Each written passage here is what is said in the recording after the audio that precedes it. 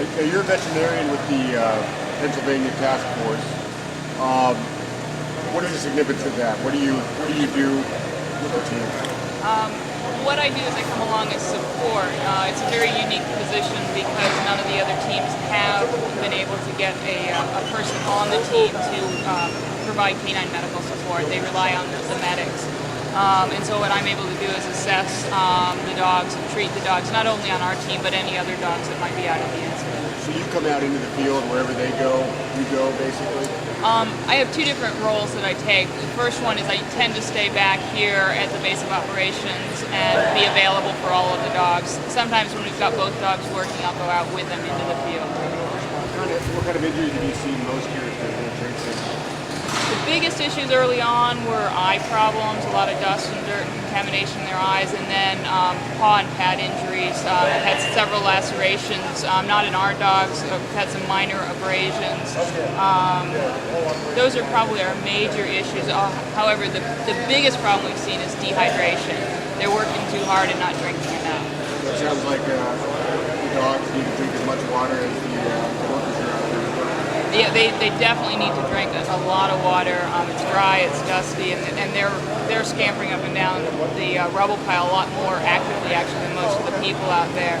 Plus the excitement of being out on the pile. They don't take time to drink. It's not a good place to drink. We've really enforced having the dogs come off the pile to have some rest between the problems that they were, and get them to drink and make sure they stay hydrated. In terms of thinking about how other task forces are organized, why do you think it's important that these teams have vets on site and able to do that? Well, the task force have really emphasized getting the medical personnel trained to treat the dogs. Unfortunately, those trainings might be once a year or once every 2 years, and they're not seeing dogs. And dogs have unique problems. And I think working as a veterinarian with the handlers, we've come up with ways to prevent some of the problems that they're seeing on some of the other teams. So you certainly recommend seeing more vets out with more teams? Absolutely, and the VMAT teams, the veterinary medical assistance teams, have been sort of pulled into this. This is the first time they've been involved, and that's been really helpful for the rest of the dogs. Logan's your dog. Yes. How does it make you feel to have a vet on site when you're out working? It's extremely comforting and reassuring because they can get in so many dangerous situations despite all their training and that, and to know that you can have critical care available like immediately on site is invaluable. Tell us a little bit about how you and Logan work together here. Well, we work together as a team, given generally an assignment by our search team manager of an area that they need to check for live human scent. And what we'll do is, assess the area and any dangers and things like that. They'll brief us on that, and then we'll send the dog in to survey for human scent.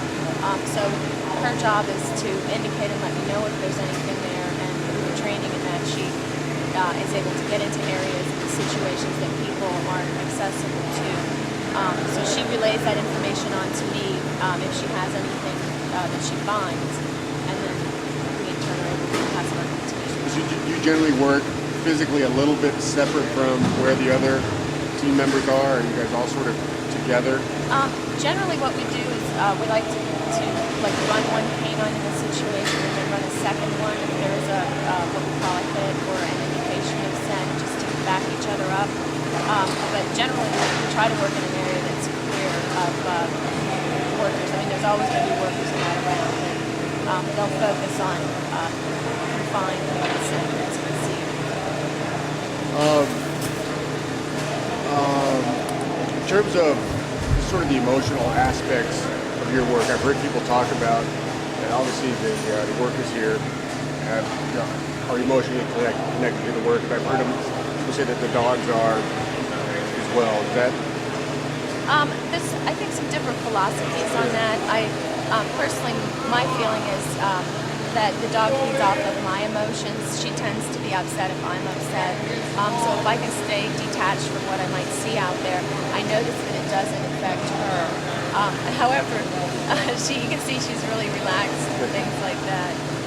You guys have been out here for a few days now, and this is obviously a pretty unique situation. Is there anything that you've seen that kind of makes you I mean, kind of things that you might be able to take into the future when you guys, step back from this and think about, lessons learned, things that using the teams.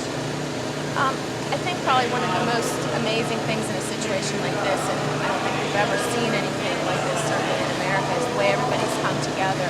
The way the FEMA teams have worked together, in conjunction with the fire and police services, the EMS services here. It's just something it's tremendous to feel that you're part of such a unified effort. To think that you can get through a crisis like this and hopefully get to some survivors, because that's what it's all about.